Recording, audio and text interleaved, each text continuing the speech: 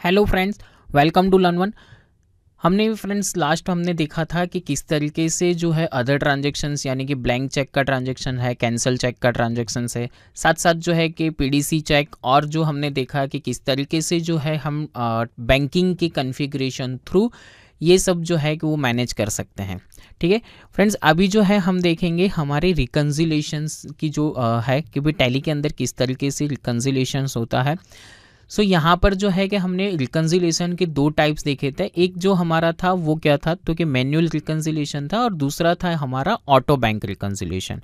तो फर्स्ट जो है कि भाई मैन्युअल बैंक रिकन्सिलेशंस के लिए मैंने आपको कहा था कि भाई हमें बैंक स्टेटमेंट लेना रहता है। बैंक स्टेटमेंट के अंदर हमें जो है कि बैंक डेट दी हुई होती है, बाकी जो है ट्रांजैक्शंस की डेट हमारे टैली के अंदर ही हमारी रहती है। तो वो जो है कि हमें रिपोर्टिंग जो है उससे हमें बैलेंस जो है वो मैच करना रहता है कि भाई उस डेट से हम क्या करेंगे कि बैलेंस मैच करेंगे, तो एज पर स्टेटमेंट का बैलेंस जो रहेगा, और दूसरा जो हमारा रहेगा कि as per bank balance as per books balance. तो ये दोनों जो है कि कंपनी का जो है हमारा बुक्स जो है उसका बैलेंस और एज पर बैंक का बैलेंस वो हमारा मैच करना रहेगा। तो वो मैन्युअल जो हमें करना है, तो वो मैन्युअल प्रोसेस किस तरीके से होती है। सो लेट्स सी कि देखते हैं मैन्युअल प्रोसेस जो है वो किस तरीके से है। तो मैन्युअल प्रोसेस की बात करते हैं तो वो जो है कि हम टैली के अंदर देखते हैं मैन्युअल प्रोसेस किस तरीके से होगी हमारी। तो ये जो फंक्शनलिटी है आपको कहाँ पर मिलेगी, तो बैंकिंग का जो फंक्शन है उसके अंदर जाएंगे, यहाँ पर आपको बैंक रिकन्सिलेशन दिया है। जैसे ही आप बैंक रिकन्सिलेशन के अंदर जाओगे तो यहाँ पर आपको जो है कि भाई हमारी जो भी बैंक का हमें रिकन्सिलेशन करना है वो यहाँ पर हम लेंगे। तो देखिए तुरंत ही आपको ये रिकन्सिलेशन स्क्रीन के अंदर ये एक शो होगा, जिसके अंदर देखिए नीचे जो है आपको दिया हुआ है बॉटम ऑफ द पार्ट में कि balance as per company book, कि कंपनी बुक के हिसाब से जो बैलेंस है वो कितना है, तो 13,90,000 है, 13,90,000 जो है समथिंग वो हमारा बैलेंस है। Amount not reflected in bank, यानी कि 15,72,000 जो है उसकी अमाउंट हमें हमारी जो है कि भी बैंक के अंदर रिफ्लेक्ट नहीं हो रहा है। अभी हमें क्या करना है, तो यहाँ पर जो है कि भी हमारा बैंक का बैलेंस जो है वो, और यानी कि बैंक की डेट हमें लेनी रहेगी और हमारे ट्रांजैक्शन की डेट। तो देखिए ट्रांजैक्शन की डेट यानी कि इंस्ट्रूमेंट डेट, जहाँ पर आपने चेक दिए होंगे तो वो एक डेट रहेगा, वो बैंक में उसकी कब इफेक्ट आई है। तो बैंक के अंदर जब इफेक्ट आई होगी ना, तो स्टेटमेंट में पर्टिकुलर वही डेट होती है। जैसे कि 1 अप्रैल है, तो यहाँ पर 1 अप्रैल को हमारा एक रिसिप्ट का ट्रांजैक्शन था, तो वो यहाँ पर आ चुका है। तो देखिए जैसे ही मैं यहाँ पर 1 अप्रैल पे कुछ अमाउंट दे रहा हूँ, तो यहाँ पर बैलेंस एज पर जो बैंक है, ठीक है, तो वो आपको यहाँ पर शो कर रही है। तो देखिए यहाँ पर जो है कि 1 अप्रैल जो आपको यहाँ पर शो हो रहा है, ठीक है, तो यहाँ पर बैंक डेट के अंदर मैं दे रहा हूँ कि भाई 1 अप्रैल को ही उसकी इफेक्ट आ चुकी थी। जैसे ही मैंने 1 अप्रैल दिया, तुरंत नीचे जो है बैलेंस एज पर बैंक उसके अंदर इफेक्ट आ जाएगी। जैसे ही 1 अप्रैल, तुरंत यहाँ पर 10 लाख यानी कि 10 लाख डेबिट हो चुके हैं। देन 2 अप्रैल को जो है कि भाई कैश की है ट्रांजेक्शन, तो 2 अप्रैल बैंक डेट में सेम है। अभी यहाँ पर था कि भाई चेक सेल्स का हमारा चेक है, सेल्स थ्रू हुआ है 4 अप्रैल को, जो है 4 लाख का हमारा चेक था, और अभी मुझे जो है कि उसका इफेक्ट कब रहा है, तो बैंक के अंदर 6 अप्रैल को है, तो यहाँ पर 6 अप्रैल लेंगे हम। जैसे ही 6 अप्रैल हम डालेंगे, देखिए बैलेंस हमारा बढ़ रहा है यहाँ पर वापस। अक्षया को भी हमने चेक दिया था 18 अप्रैल को, जिसकी इफेक्ट आई है 19 को, तो वो 19 को हो जाएगा। इलेक्ट्रिसिटी का भी 21 का चेक था, तो वो पास हुआ है 22 को। देन कैश थे कि वो 21 को जो थे हमारे कैश हमने डिपॉजिट किए थे, वो सेम डे होने वाला है, तो वो हमारा बैंक डेट भी हमारा 21 ही रहेगा। फिर वापस से चेक था, तो चेक था 22 का, तो हमने यहाँ पर 22 लिया है। देखिए यहाँ पर जो है हम सिर्फ 30 तक का कर रहे हैं, तो हम पीरियड जो है वो यहाँ पर दे रहे हैं 1 अप्रैल से 30 तक का, ठीक है। यहाँ पर आप जैसे बीच में कोई डेट वगैरह चेंज करोगे, तो आपके ने जो बैंक डेट दिया था वो एक बार से रिमूव हो जाएगा, आपको फिर से वो यहाँ पर चेक डेट देना रहेगा। देखिए यहाँ पर जो है हम दे रहे हैं कि भाई फिर से ये जो है 18 का उसका 19 22, यहाँ पर जो है कि कॉन्ट्रा, तो यहाँ पर क्या होगा, कॉन्ट्रा का ट्रांजैक्शन है, सेम डे हमारा कैश जो है वो डिपॉजिट हुआ है। 22 का चेक है वो हो रहा है हमारा, कब हो रहा है, तो कि 28 को, और जो है कि भाई 30 अप्रैल को हमने चेक दिया था, उसकी बैंक डेट जो है हमें कौन सी बता रही है, तो यहाँ पर जो है कि भाई 1/5 को हो रहा है, तो हम 1 मई ले लेंगे यहाँ पर। देखिए यहाँ पर अब जैसे ही एक्सेप्ट करोगे तो यहाँ पर देखिए कि भाई हमारे एक चेक की रिफ्लेक्शन नहीं हो रही है। कौन सी नहीं हो रही है? 4860।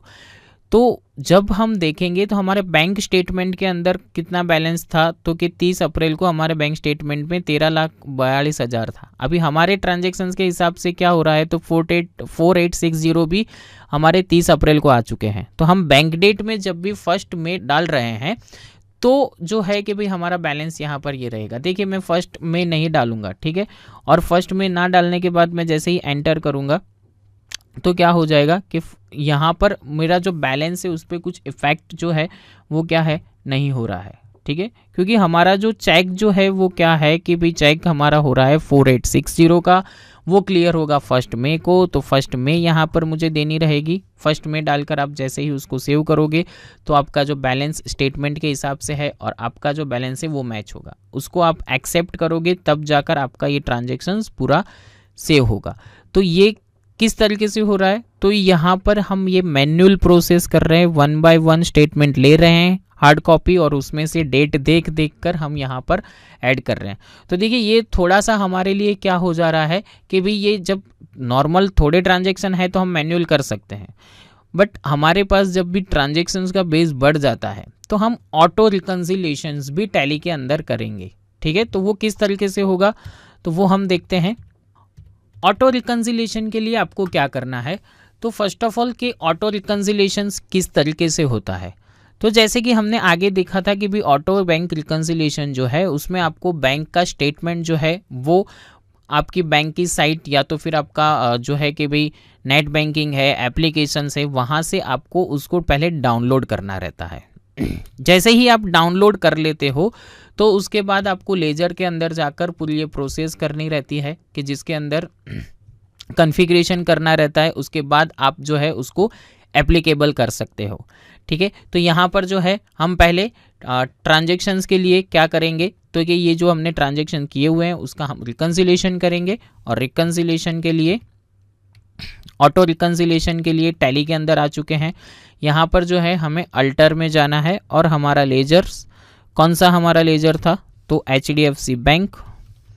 देखिए HDFC बैंक में यहाँ पर आपको एक ऑप्शन दिया था एनेबल ऑटो बैंक रिकन्सिलेशन, ठीक है। तो ये ऑटो बैंक रिकन्सिलेशन वाला जो हमारा जो है कि उसको ऑप्शन जो है उसको हम एनेबल करेंगे यहाँ से। जैसे ही आप एनेबल करोगे नीचे दूसरा एक ऑप्शन आएगा कि इसके कॉन्फ़िगरेशन। अभी कॉन्फ़िगरेशन का क्या टाइप रहता है, तो कि कॉन्फ़िगरेशन इट मीन्स ये रहता है कि आप जो भी बैंक स्टेटमेंट डाउनलोड कर रहे हो तो उसको पर्टिकुलर आपको एक जगह पर रखना रहेगा, ठीक है।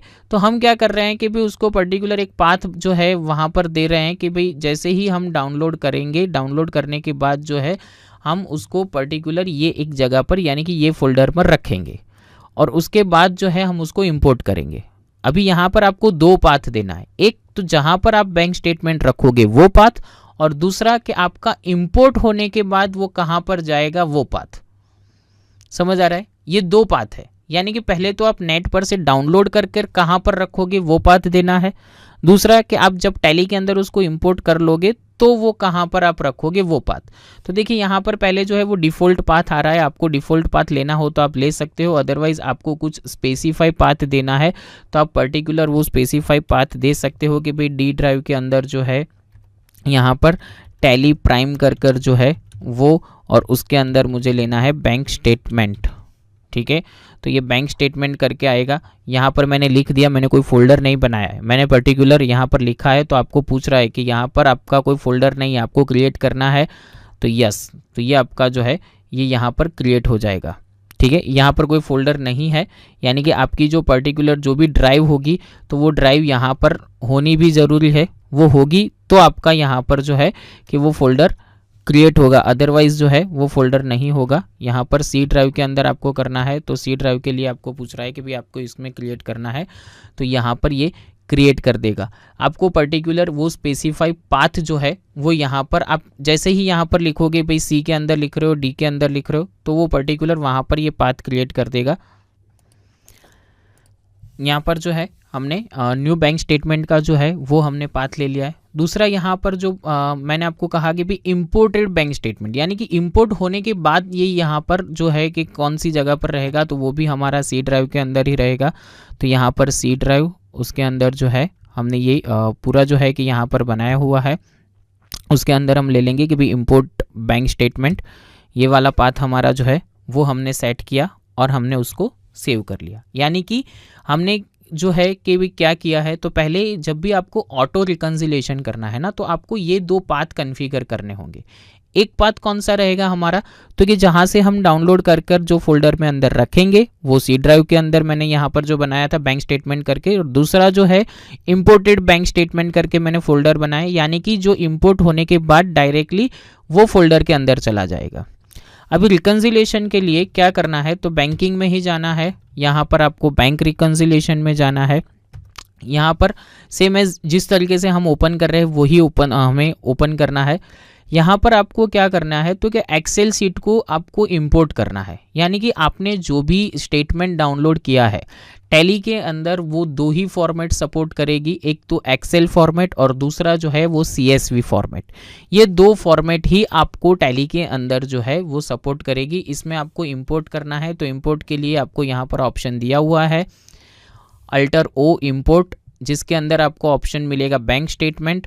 तो यहाँ पर पर्टिकुलर आपका जो भी पाथ आपने कॉन्फ़िगर किया हुआ है वहाँ पर आपको ये एक्सेल सीट आप वहाँ पर रखोगे तो आप यहाँ पर आपको शो करेगी। ठीक है, अभी हम क्या कर रहे हैं, तो हम एक्सेल सीट उसके अंदर रख रहे हैं। यहाँ पर हम पर्टिकुलर एस्केप दे देते हैं। ठीक है, पर्टिकुलर ये एक फोल्डर, यहाँ पर हम एक एक्सेल सीट रख रहे हैं। ठीक है, ये हमने एक्सेल सीट सिर्फ यहाँ पर रखा है। अभी टैली के अंदर हम क्या करेंगे, तो कि टैली के अंदर अगेन बैंकिंग, जिसके अंदर रिकन्सिलेशन और यहाँ पर अल्ट O इंपोर्ट करना है बैंक स्टेटमेंट। तो देखिए यहाँ पर जैसे ही एक्सेल सीट, आप कोई भी एक्सेल सीट आपकी होगी ना, तो वो यहाँ पर आपको उसका एक्सेल सीट का नाम बताएगा कि ये एक्सेल सीट है, उसकी ये साइज़ है। आपको इसमें विथ प्रीव्यू करना है, यानी विथ व्यू करना है तो आप विथ व्यू भी कर सकोगे। तो आपको जो है कि वो विथ व्यू और विदाउट व्यू, यानी कि आप जब भी इंपोर्ट करने से पहले आपको वो फॉर्मेट जो है वो बताएगा। ठीक है, आप विथ व्यू रखोगे ना, तो आपको यहाँ पर जो है कि भाई विथ व्यू बताएगा। विथ व्यू में आप जैसे ही एंटर करोगे तो आपको पहले वो एक्सेल का व्यू बताएगा। थोड़ा टाइम लेगा यहाँ पर आपको वो एक्सेल जो है वो लेने के लिए। देखिए यहाँ पर हमने जो है वो वैलिड फॉर्मेट नहीं है, तो तुरंत ही आपको एरर दे देता है कि ये वैलिड फॉर्मेट बिना का है। ठीक है, यानी कि इसके अंदर भी क्रेडेंटल्स रहता है, तो वो क्रेडेंटल्स के हिसाब से आपको इंपोर्ट करना रहता है। ठीक है, कि यहाँ पर जो है क्रेडेंटल्स दिए हुए होते हैं, वो क्रेडेंटल्स से आप एक्सेल सीट डाउनलोड करोगे और उसके बाद आपको यहाँ पर जो है वो मिलेगी एक्सेल सीट। तो यहाँ पर हमने इंपोर्ट किया हुआ है। इंपोर्ट करने के लिए जो फोल्डर बनाया है उसके अंदर हमने ये एक्सेल सीट रखा है। तो यहाँ पर आपको लिस्ट आउट बता देगा कि आपको कौन सी एक्सेल सीट जो है इंपोर्ट करनी है। जो भी इंपोर्ट करनी है उस पर आप सिर्फ एंटर कर दीजिए। जैसे ही आप एंटर करोगे वो इंपोर्ट हो जाएगी। इंपोर्ट होते ही यहाँ पर जो भी ट्रांजैक्शन है, यानी कि इंस्ट्रूमेंट नंबर और ये जो ट्रांजैक्शन उसके सामने एक्सेल सीट के अंदर जो बैंक डेट है वो यहाँ पर अपने आप ऑटो जो है वो फिलअप हो जाएगी। हाँ, बट यहाँ पर आपको एक बात का खास ध्यान रखना है कि हम किस तरीके से करेंगे। तो जैसे कि भाई अक्षया ट्रेडर्स है, तो यहाँ पर अक्षया ट्रेडर्स का स्पेलिंग जो है वो AKSHYA ट्रेडर्स है, और हमने सिर्फ क्या बनाया है, अक्षया ट्रेडर।